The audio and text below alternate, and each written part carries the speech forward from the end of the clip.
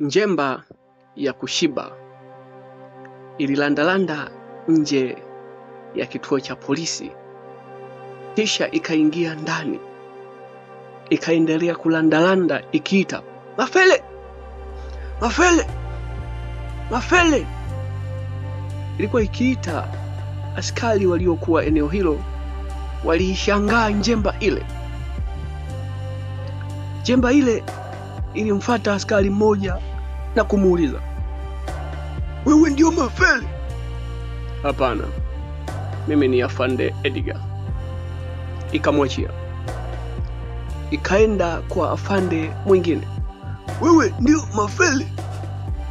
"Hapana, mimi ni Chuck Norris." Njemba ikalandaranda mpaka ilipomwona afande wa kike, ikamfuata na kumuuliza, "Wewe ndio Mafele?" "Mimi ni Cynthia Carlos." Njemba haikuchoka, ikamfuata askari mwingine, "Wewe ndio Mafele? Nahitaji msaada." "Hapana, mimi ni Van Damme." Njemba ililandalanda kwa dakika 3, ndipo akatokea mzee mmoja mrefu mweusi, akaiita Njemba. "Una shida gani kijana? Njoo nikusikilize." "Wewe ni Mafele?" Njemba iliuliza.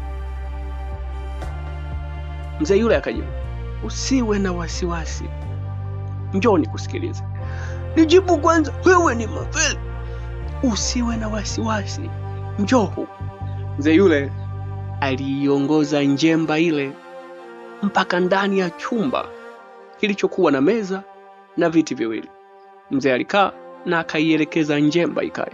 Kwa upole mzee alizungumza, "Niambie mwanangu, una changamoto gani?" Njemba kabla haijaongea ikalia.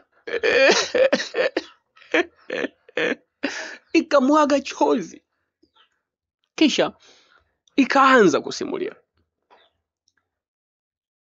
Mzee akiitazama alisikiliza mkasa wa Njemba hii.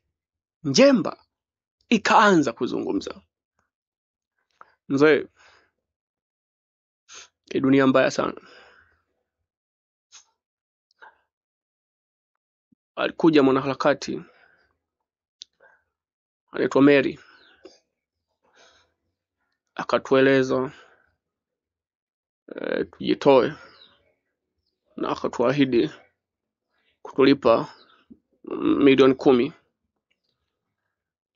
Mzee akauliza, "Kwa kazi gani?" "Msamehe mzee, lakini kuchoma moto vituo, walibu miundombinu, walibu." Mzee kwa udadisi wa hali ya juu na ukachero bobezi akaifukua stori nzima ambayo ilisimuliwa na Njemba. Njemba ilieleza kwamba yeye alipewa kazi ya kufanya vurugu na aliahidiwa malipo ya shilingi za Kitanzania milioni 10. Kitengo chake kilikuwa ni kuharibu vituo, kuchoma moto maeneo mbalimbali na kuharibu mali za umma. Alitumia pikipiki yake mwenyewe na alipakia wenzake 3. Walifanya kazi ile kwa ufanisi, wakihatarisha maisha yao. Lakini mara baada ya kazi kuisha, walipomtafuta Mary, aliwaambia fedha bado hazijafika. Njemba ilitumia kila njia kuomba fedha ziweze kupatikana. Fedha hazikuweza kupatikana. Njemba ilipambana kuomba fedha ziweze kupatikana, lakini hazikuweza kupatikana. Akaona Njemba anazungushwa. Njemba akagundua amezulumiwa. Njemba akagundua ameingizwa mkenge. Ndipo alipowaambia, "Hamnijui. Nyinyi si mnamwaga, nyinyi si mnamwaga ugali, mimi mwaga mboga." Mkimwaga mboga na mwaga ugali. Hamnijui, hamnifahamu. Njemba alifoka wakati akizungushwa kupewa pesa yake. Sasa aliyaeleza yote hayo kwa mzee yule ambaye alikuwa akimsikiliza. Kisha akasema, mzee, ushahidi wote upo kwenye hii simu.